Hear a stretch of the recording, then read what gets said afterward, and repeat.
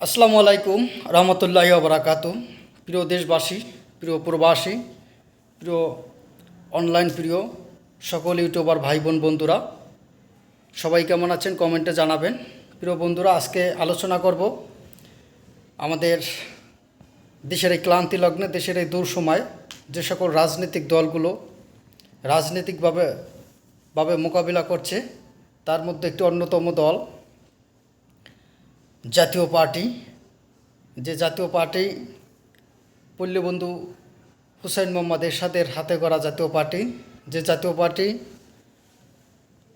1984 সালে যে জাতীয় পার্টি পল্লীবন্ধু হুসাইন মোহাম্মদ এরশাদ যে দলের মাধ্যমে এদেশে সরকার গঠন করে 9 বছরের রাষ্ট্রনায়ক ছিল, 9 বছরের শাসন ক্ষমতা গ্রহণ করেছিলেন, দেশে অনেক উন্নত করেছিলেন। সেই জাতীয় পার্টির বর্তমানে একটি কঠিন পরীক্ষা চলছে সামনে। সেই জাতীয় পার্টিকে নিয়ে যে সকল রাজনৈতিকভাবে তাদেরকে হয়রানি করছে, তাদের উপর বিভিন্ন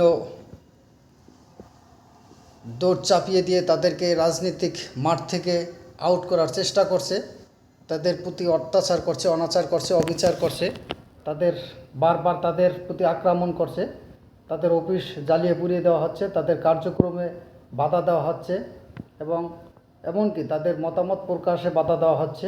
সেই জাতীয় পার্টির বর্তমানে যে অগ্নি পরীক্ষা, সেই সামনে অগ্নি পরীক্ষায় জাতীয় পার্টি কতটুকু স্থিরভাবে, কতটুকু শক্তিশালীভাবে মোকাবিলা করতে পারবে এবং টিকতে পারবে কি না, সেটি ভাবার বিষয় আছে। সেটি বর্তমানে দেশের সাধারণ জনগণ সেগুলো নিয়ে আলোচনা করছে, ভাবছে। তবে বর্তমানে জাতীয় পার্টির দিন দিনই জনপ্রিয়তা বাড়ছে পূর্বের তুলনায়।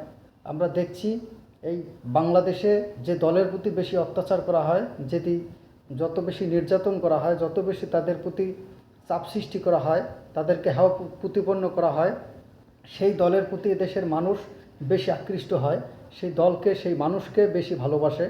আমরা দেখেছি বিগত দিনে যে দলগুলোর প্রতি বেশি আক্রমণ, বেশি অত্যাচার করা হয়েছিল, বেশি জোর জবরদস্তি করা হয়েছিল, যাদেরকে বেশিটা হেয় প্রতিপন্ন করা হয়েছিল, সেই দলকেই কিন্তু সাধারণ মানুষ বেশি ভালোবাসছিল। যেটা আমরা দেখছি যে বিগত দিনে কিন্তু আওয়ামী লীগের জনপ্রিয়তা একদমই শূন্য কোঠায় ছিল। আওয়ামী লীগের কাছে যদি একজন সাধারণ মানুষ দাঁড়াইতো, তার কিন্তু ভোট ব্যাংক বেশি ছিল, যেটা আমরা বিগত দিনে হিরো আলমের নির্বাচনকে কেন্দ্র করে দেখতে পাচ্ছি। ঠিক তেমনি জাতীয় পার্টির জনপ্রিয়তা তৃণমূলে বেড়ে চলছে, আওয়ামী লীগের জনপ্রিয়তাও তৃণমূলে বেড়ে চলছে। সাধারণ মানুষের কাছে তারা কিন্তু আস্থা ফিরে আসছে এবং তারা কিন্তু সাধারণ মানুষ তাদেরকে ভালোবাসতে শুরু করছে। সেই ক্লান্তি লগ্নে, সেই মুহূর্তে, সেই সময় জাতীয় পার্টি কতটা তাদের অবস্থান শক্ত করে ধরে রাখতে পারবে, সেটা আসলেই ভাববার বিষয়। বিভিন্ন রাজনৈতিক বিশ্লেষকরা, তরুণ রাজনীতিবিদরা, ছাত্র সমাজ, যুব সমাজ সহ বিভিন্ন শ্রেণী পেশার মানুষ এ বিষয় নিয়ে সত্যি চিন্তিত এবং ভাবনীয় বিষয়। প্রিয় বন্ধুরা, প্রিয় ভাইরা, সামনে আসছে নির্বাচন। এই নির্বাচনে আমরা বিভিন্ন নির্বাচন বানচালে প্রতিহিংসা দেখছি। নির্বাচনকে প্রশ্নবিদ্ধ করার জন্য, একটি ডামি নির্বাচন হিসেবে করানোর জন্য কিছু কিছু রাজনৈতিক দল জাতীয় পার্টির উপরে বিভিন্ন জোরপূর্বক চাপ সৃষ্টি করে তাদেরকে রাজনৈতিক মাঠ থেকে আউট করতে চাচ্ছে, নির্বাচন থেকে আউট করতে চাচ্ছে। আওয়ামী লীগকে যেভাবে ব্যান করতে চাচ্ছে, সেই রকম জাতীয় পার্টিকেও ব্যান করে দিতে চাচ্ছে।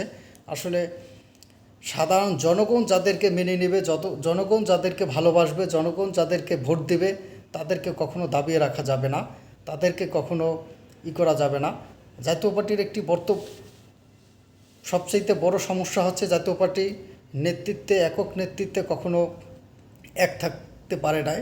পল্লীবন্ধু এরশাদ থাকাকালীন যতটুকু তারা এককভাবে ঐক্যবদ্ধ ছিল, বর্তমানে পল্লীবন্ধু মারা যাওয়ার পরে তারা ভিন্ন ভিন্ন দলে দলে ভাগ হয়ে দলটি বিভিন্ন শ্রেণীতে বিভক্ত হচ্ছে।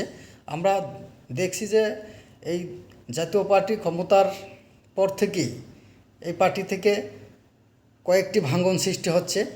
জাতীয় পার্টির যারা শীর্ষ স্থানে ছিল, জাতীয় পার্টির তৎকালীন প্রধানমন্ত্রী কাজী জাফর উনি একটি দল করছে জাতীয় পার্টির নামে। জাতীয় পার্টির একাংশ, জাতীয় পার্টির তৎকালীন মহাসচিব আনোয়ার হোসেন মঞ্জু উনি একটি দল করছে জাতীয় পার্টির জেপি নামে।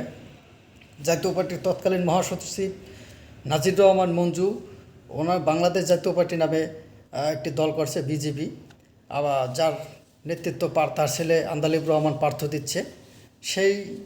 এইভাবে বর্তমান সময়ে যতটুকু ছিল পল্লীবন্ধু এরশাদের জাতীয় পার্টির শেষ মুহূর্তের জাতীয় পার্টি যতটুকু ছিল তাতেও তার স্ত্রী রওশন এরশাদ একটি ভাঙন দিয়েছে, সেখানে একটি অংশ চলে গেছে। তারপরে তার আরেক সাবেক স্ত্রী বিদিশা এরশাদ একটি ভাঙন দিয়েছে, সেখানে এক অংশ চলে গেছে। কাজী মামুনুর রশিদ একটি এবং সাদ এরশাদ নিয়ে তারা একটি দল গঠন করছে, সেখানে একটা অংশ চলে গেছে।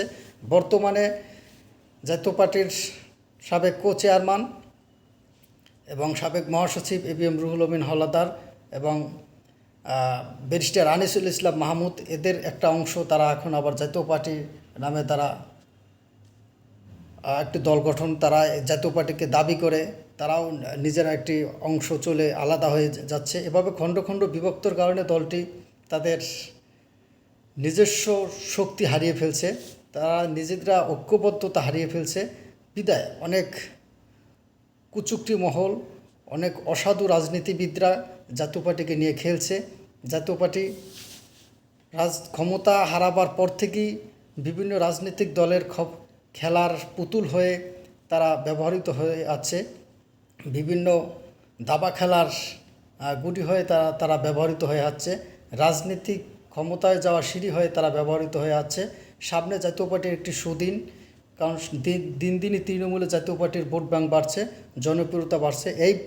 ঠিক সেই মুহূর্তে সেই অগ্নি পরীক্ষায় জাতীয় পার্টির উপর যে সকল রাজনৈতিক দলগুলো চাপ সৃষ্টি করছে তাদেরকে মোকাবেলা করে সামনে কতটুকু এগিয়ে যাবে এটি সত্যি ভাবনীয় বিষয়, সত্যিও মানুষকে উদ্বিগ্ন করে তুলছে।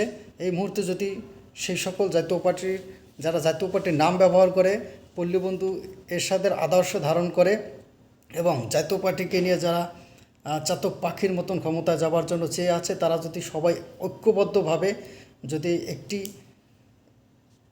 এক ছাতার তলে এক ঘরের তলে আসতে পারে, সবাই মিলে যদি জাতীয় পার্টিকে সুসংগঠিত করে, তাহলে অবশ্যই এই দলটি আগামী দিনে রাষ্ট্র ক্ষমতায় যাওয়ার বিষয়ে অবশ্যই অগ্রহণযোগ্য ভূমিকা পালন করতে পারে এবং তৃণমূলের মানুষ তাদেরকে গ্রহণ করতে পারে। প্রিয় বন্ধুরা, প্রিয় ভাইরা, আসলেই কি পারবে জাতীয় পার্টি তাদের অগ্নি পরীক্ষার সফল হতে, সামনের দিনগুলোর ধাপগুলো পাড়ি দিয়ে নির্বাচনে সর্বোচ্চ ভূমিকা রাখতে এবং জনগণের কাছে পৌঁছে দিতে, নাকি খণ্ড খণ্ড বিভক্ত হয়ে বিভিন্ন রাজনৈতিক দলের খেলার পুতুল হয়ে সারা জীবনই তারা এভাবে ব্যবহৃত হতে যাবে? এটা সত্যি জনমনে প্রশ্ন হয়ে উঠেছে। প্রিয় বন্ধুরা, প্রিয় ভাইরা, সবাই সবার মতামত জানাবেন। ভিডিওটি ভালো লেগে থাকলে সবাই আমার চ্যানেলটি সাবস্ক্রাইব করে যাবেন। আমি মোহাম্মদ সোহাগ খান, আমার খান সাহেব চ্যানেলটি সবাই সাবস্ক্রাইব করে আমার পাশে থাকবেন। এরকম সুন্দর সুন্দর ভিডিও পেতে সবসময় আমার চ্যানেলটি সাবস্ক্রাইব করে ভিডিওগুলোতে কমেন্ট করে আসবেন। আমাকে আপনাদের পরিবারে নিতে হলে অবশ্যই আমার ভিডিওতে কমেন্ট করে যাবেন। আমি আপনাদের কমেন্ট দ্বারা আপনাদের পরিবারে যুক্ত হয়ে যাব। সবাই ভালো থাকবেন, সুস্থ থাকবেন। আল্লাহ হাফেজ। আসসালামু আলাইকুম।